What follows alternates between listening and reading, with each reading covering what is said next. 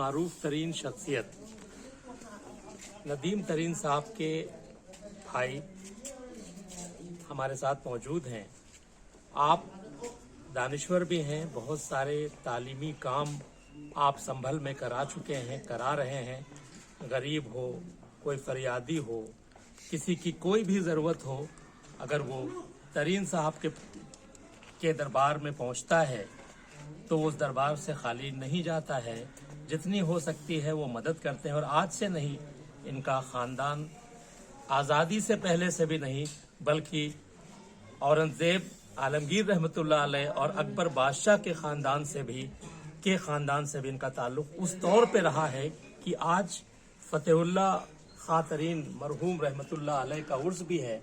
और आज के इस मुबारक मौके पर हम आपके पास मौजूद हैं। आप सियासत के मैदान में भी सरगर्म हो गए हैं। सियासत में आने का आपका मिजाज कब बना? शुक्रिया। सियासत में आने का जो मेरा मिजाज बना वो अभी 2.5 साल पहले मेरा मिजाज बना। लोग यहाँ पर एक बहुत बड़ा मुद्दा था ज़िले का। ज़िला संभल को बनाने के लिए संभल के लोगों की डिमांड लगभग 50 से भी ज़्यादा साल हो गए तब से चल रही थी। संभल को किस किस तरह से ज़िला बनाया गया, 2011 में ज़िला बन गया। अब ज़िला बनने के बाद ज़िला हेडक्वार्टर की बारी आई और यहाँ पर संभल वालों के साथ में एक बड़ा धोखा किया गया। यहाँ का मुख्यालय जो है वो यहाँ से लगभग 20 किलोमीटर आगे पवासा से भी थोड़ा सा आगे उसको पहुंचा दिया गया। उसकी लड़ाई हम लोगों ने लड़ी सन 2011 से और अभी तक हम बराबर एहतजाज और धरना प्रदर्शन करते चले आए हैं।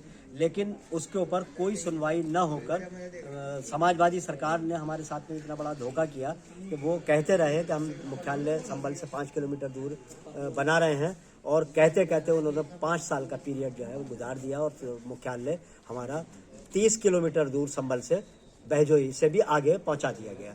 तो लोगों ने इस बात को देखा और लोग परेशान हुए और उन्होंने कहा कि भाई ये जो है इस गंदगी को साफ कैसे किया जाए। मेरी सोच ये थी कि सियासत जो है वो बहुत गंदी चीज़ है। इसमें रहना, हराम खाना, हराम कमाई करना, लोगों का गरीब लोगों का खून चूस कर अपने काम निकालना, अपने आप जो है तरक्की करना, ये जो है पॉसिबल नहीं है। हम लोग ऐसा काम किसी सूरत में भी नहीं कर सकते। तो उस पर शैक्षिक संस्थाएं सामने आ जाती हैं। अलीगढ़ में हमारे आयशा तरीन स्कूल है, कॉलेजेस हैं जो लड़के और लड़कियों को शैक्षिक बना रहे हैं। अलीगढ़ मुस्लिम यूनिवर्सिटी के जो हॉस्टल्स इस बात की गवाही दे रहे हैं कि आपके ख़ानदान ने शिक्षा पर बहुत ज़्यादा काम किया है। आप संभल में हैं, आप किस नाम से जाने जाते हैं और किस काम से जाने जाते हैं? पूरा नाम बताइए और काम बताइए। मेरा नाम मोहम्मद मुशीर खां तरीन है और मैं मुशीर खां के नाम से ही यहाँ पर पहचाना जाता हूँ और बहुत छोटा अदना सा इंसान हूँ। मेरे दोस्त अहबाब। खां तरीन साहब, आपने पहले सियासत में कदम नहीं रखा था, पहली बार अब सियासी तौर पर भी लोगों की सेवा और खिदमत करने आप सियासत में आए जी। और सियासत में आने के बाद भी आपने पार्टी जो चुनी, आपके हिसाब से वो क्या सबसे अच्छी पार्टी है, या इस पार्टी का मुस्तकबिल क्या है भारत में?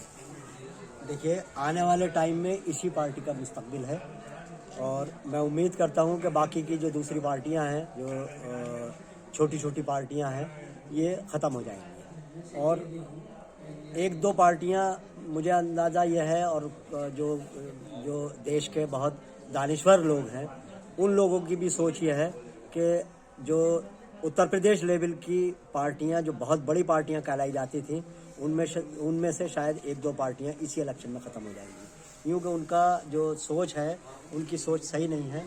जनता उनसे दूर भाग रही है। अब जैसे बहुजन समाज पार्टी है, बहुजन समाज पार्टी की तरफ से एक बहुत बड़ा स्टेटमेंट आता है। वो कहते हैं कि अगर हमारी 2 भी सीटें आई तो हम बीजेपी को सपोर्ट करेंगे। बीजेपी को सिर्फ मुस्लिम ही नहीं बल्कि हिंदू साहिबान भी पसंद नहीं करते। यूँ कि हमारे उत्तर प्रदेश में या देश के अंदर जो बीजेपी है उसने बहुत ही गरीब लोगों को, जो छोटे लेवल के लोग थे, उनका कारोबार सब ख़त्म कर दिया। लोग बेरोज़गार हैं, लोगों के पास काम नहीं है। रोज़गारी मुद्दा जो है वो दूर उठाकर फेंक दिया। दूसरे मुद्दे जिनका कोई सर पैर नहीं होता, गौकशी का मुद्दा है, या मंदिर मस्जिद का मुद्दा है, या इसके अलावा और जो ऐसे मुद्दे हैं जिनसे पब्लिक को, जनता को कोई वास्ता नहीं, उनके ऊपर कोई फर्क नहीं पड़ता, इस तरीके के मुद्दे निकाल कर लाते हैं और आपस में लड़वाने का काम करते हैं। हम लोगों का आपस में एक दूसरे से ताल्लुक है, हम लोग एक दूसरे से के शाना बशाना चलते हैं, हमारे कारोबार एक दूसरे के साथ में रहते हैं, हम एक दूसरे के पार्टनर हैं। हम कैसे एक दूसरे से जुदा हो सकते हैं? ये नफरत का बीज बोकर हमें जो दूर करने की कोशिश की जा रही है वो सरासर गलत है। इन बातों में, इन झांसों में इंशाल्लाह पब्लिक बिल्कुल आने वाली है। बहुत से मीडिया हाउसेस से, मीडिया चैनल से आपने बात की होगी और जाहिर है एक सवाल जरूर आपका बार बार सुना होगा सबसे, और एक आरोप आप पे जरूर लगा होगा। जाहिर है कि हम उस आरोप से सहमत नहीं हैं, लेकिन आमतौर से ये सुना होगा आपने कि ऑल इंडिया मजलिस इत्तेहादुल मुस्लिमीन के आने से भारतीय जनता पार्टी को फायदा हो जाता है। ये गलतफहमी कैसे दूर करेंगे आप? देखिए, भारतीय जनता पार्टी कहती है ओवैसी साहब समाजवादी की बी टीम है। अभी आपने सुना होगा कल परसों की स्टेटमेंट में जो हमारे उत्तर प्रदेश के उप मुख्यमंत्री हैं, वो स्टेटमेंट दे रहे हैं कि वो समाजवादी की बी टीम है। समाजवादी कहती है बीजेपी की बी टीम है। तो ये वॉलीबॉल खेल रहे हैं, बॉल इस तरफ उस तरफ। एक ओवैसी साहब ऐसे इंसान इनके सामने दिख रहे हैं कि सारा नुकसान जो कुछ भी है वो ओवैसी साहब की वजह से है। समाजवादी पार्टी का वोट बैंक सारा मुस्लिम वोट बैंक है, और उनका जो अपना वोट है, जो यादव वोट है, वो सारा उनके नीचे से खिसक गया है और वो पहुंच गया है बीजेपी के पाले में। बीजेपी ये सोचती है कि अगर ओवैसी साहब आ गए, इनका जनाधार जो बढ़ता चला जा रहा है, उससे जो बीजेपी बौखलाई हुई है, वो पागल हुए हैं इस टाइम पे कि इसको किस तरह से रोका जाए। तो इसी उसमें ये अपना इल्ज़ाम उनके ऊपर लगा रहे हैं, वो इल्ज़ाम इनके ऊपर लगा रहे हैं कि हम, तो इसका मतलब ये है कि हम, इनकी भी बी टीम, उनकी भी बी टीम, और जो बी टीम नहीं बल्कि जो हकीकत में एक ही पार्टी है, समाजवादी और बीजेपी, एक सिक्के के दो पहलू हैं। ये एक दूसरे के सपोर्ट करते हैं, एक दूसरे के बगैर ये लोग जी नहीं सकते, एक दूसरे के मशवरे के बगैर ये इलेक्शन नहीं लड़ सकते। तो ये बी टीम नहीं बल्कि ये एक ही टीम है।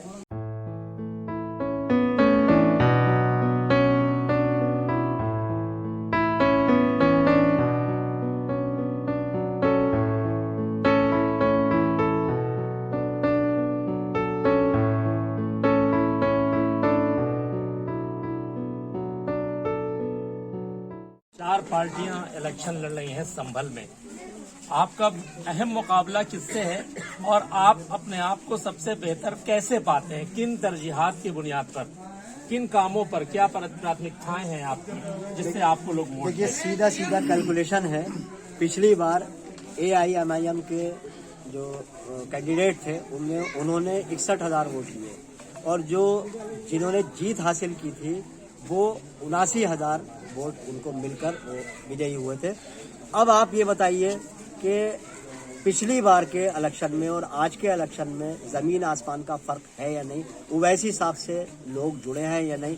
युवाओं का एक सैलाब, एक जनसैलाब की तरह उमड़कर जो है वो सामने है। लोग किसी सूरत में दूसरी पार्टी को अपनाने के मूड में नहीं है।